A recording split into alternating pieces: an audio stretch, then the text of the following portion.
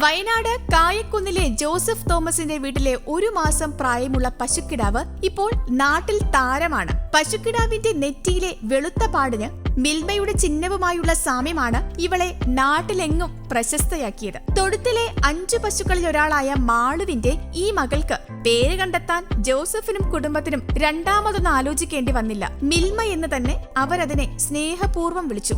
തള്ളപ്പശുവിനെ മാളുന്നാ വിളിക്കുന്നത്. ഞങ്ങൾക്ക് ഇവിടെ ഉണ്ടായത് ഇപ്പോൾ 18 തവണ ഞങ്ങൾക്ക് ഓരോ പശുക്കളും പ്രസവിച്ചു. ഞങ്ങൾക്ക് പശുക്കൾ ഇതിൽ കൂടുതലുണ്ടായിരുന്നു. കഴിഞ്ഞ ഫ്ലഡിൻ്റെ സമയത്ത് പുല്ലിന് അഭാവം വന്നുകൊണ്ട് കുറേ എണ്ണത്തിൽ ഒഴിവാക്കി. ഇപ്പോൾ 5 എണ്ണം മാത്രമേ ഉള്ളൂ. അപ്പം നമുക്ക് 18 തവണ പശു പ്രസവിച്ചിട്ടും പശുക്കിടാക്കൾ ഉണ്ടായിട്ടില്ല. ആദ്യമായിട്ടൊരു പശുക്കിടാവ് ഉണ്ടായത് ഇങ്ങനെ. പേര് മിൽമ. അത് ഉണ്ടായപ്പോൾ ഈ ചിഹ്നം കണ്ടപ്പം ചേച്ചി ആദ്യമേ നോട്ടീസ് ചെയ്തേ. എന്നിട്ട് ചേച്ചി പറഞ്ഞു ഇങ്ങനെ ഇതുണ്ട്, അപ്പോൾ അവളുടെ പേരും അത് തന്നെ കിട്ടും. ആളുകൾ വന്നു, അറിയിച്ച ഉടനെ തന്നെ മിൽമയിൽ നിന്ന് അതിൻ്റെ മാനേജറും എല്ലാവരും വന്ന് കാണുകയും അവർ ഫോട്ടോ എടുത്തിട്ട് പോവുകയും ചെയ്തു. അത് കഴിയുമ്പോൾ ഇങ്ങനെ മൊത്തം പബ്ലിക്കായി. പിന്നെ മലബാർ മിൽമയുടെ അവർ ഒഫീഷ്യൽ ഫേസ്ബുക്ക് സൈറ്റിൽ അവരെന്നെ പോസ്റ്റ് ചെയ്തു.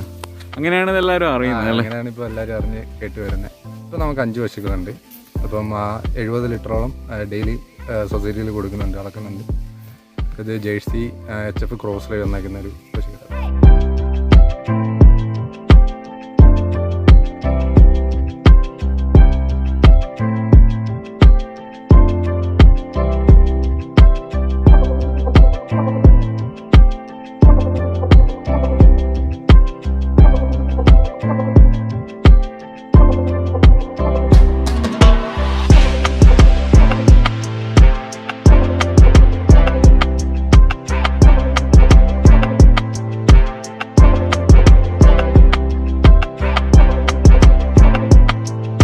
ഇവരുടെ ഫാമിൽ മുൻപ് 18 മൂരിക്കിടാവുകൾ പിറന്നിട്ടുണ്ടെങ്കിലും ആദ്യത്തെ പശുക്കിടാവാണ് മിൽമ.